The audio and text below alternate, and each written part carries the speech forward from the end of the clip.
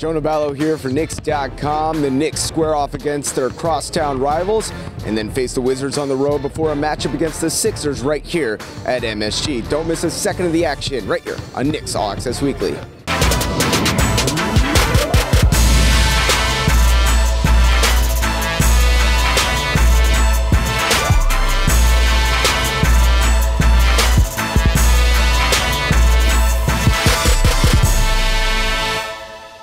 Following a quick trip to Chi-Town, the Knicks returned to New York, where they would prepare for a matchup against a Brooklyn team in search of a postseason berth. Anytime we play a team like this who's fighting for a spot, we know we're going to get a tough game, and it forces us to really be crisp with our movements and our plays, and you know, play the right way, bring the right amount of energy and efforts needed to compete in the game. So it's going to be tough, but we're looking forward to it. I think when they get a chance to compete against these teams, they see, you know, maybe we're not, you know, as far from these guys as we thought coming into it.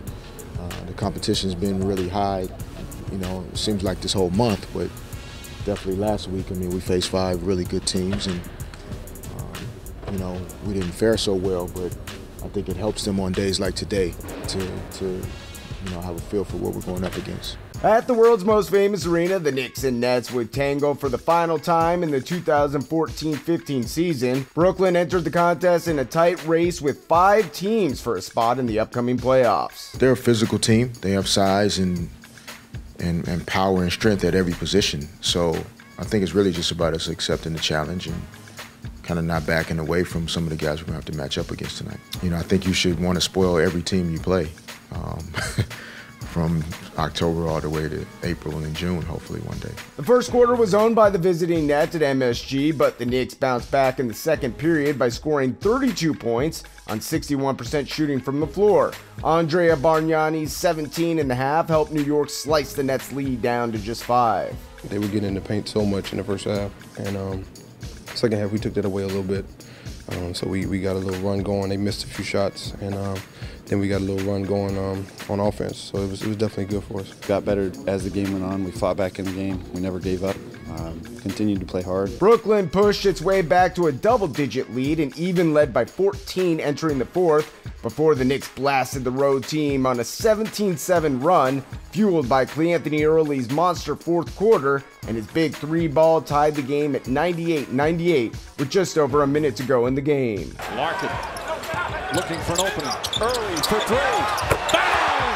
Cleanthony Early ties the game! Unfortunately for the orange and blue, Brook Lopez connected on the putback to hand the Nets a slight 198 win on Wednesday night at the Garden. Darren Williams pulls back, crossover, drives the lane, floats it up, and one good. Lopez on the second foul. I was actually crashing down on him, and he tipped it with one hand, and then flew over to the other hand, and he's a 7-footer, and just tipped it in, and that's it, really. Being in the hunt for the players there. We're not that far away. We just got to keep pushing. Out to the nation's capital for the season series finale between the Knicks and Wizards, as the crew in D.C. was in search of a win to maintain some momentum heading into the playoffs. Friday Night Knicks is presented by Dodge from the Verizon Center in our nation's capital.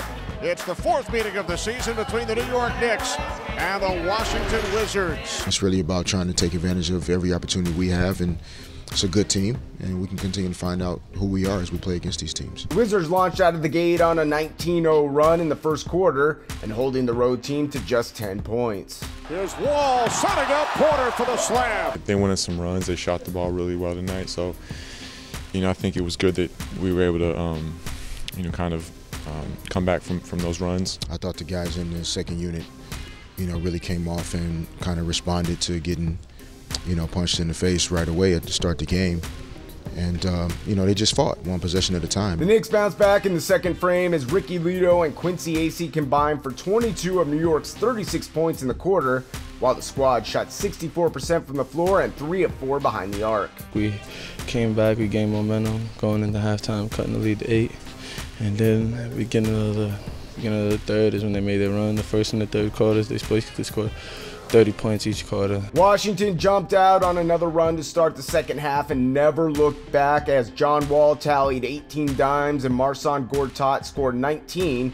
On the other side, Ricky Lito scored a career-high 21 points in the 101-87 defeat. Nobody likes to lose, so it's a process, but I feel like we keep getting better as a team, like putting together better runs and less big losses. So we got to look at the positives in each loss. We have to really come with that energy, come with that positivity, and try to turn it around and finish the year on a good note.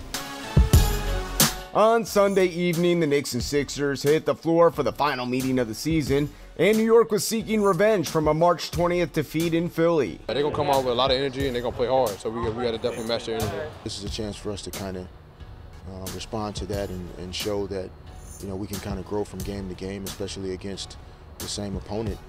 And, for us, laws don't exist. It's really about one game at a time.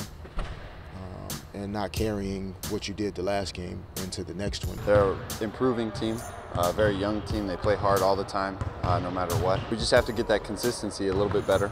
Go out there, play hard, fight till the end, and hopefully get a win. After falling behind early in the contest, the Knicks stormed back on a 17-6 run in the first quarter, and by the end of the half, the Orange and Blue led by 3 points behind Andrea Bargnani's 19. We shot the ball pretty good, so I was in a very good situation to score the ball. On pick rolls, they passed me the ball with the right timing, so I was able to hit shots and then drive the ball, and then I started to find open guys because the defense was more aggressive on me. In the fourth period, the Sixers eliminated the Knicks' 9-point advantage and tied the game at 83-83 with just 6 minutes remaining in the contest. We had made our run, got a nice stretch.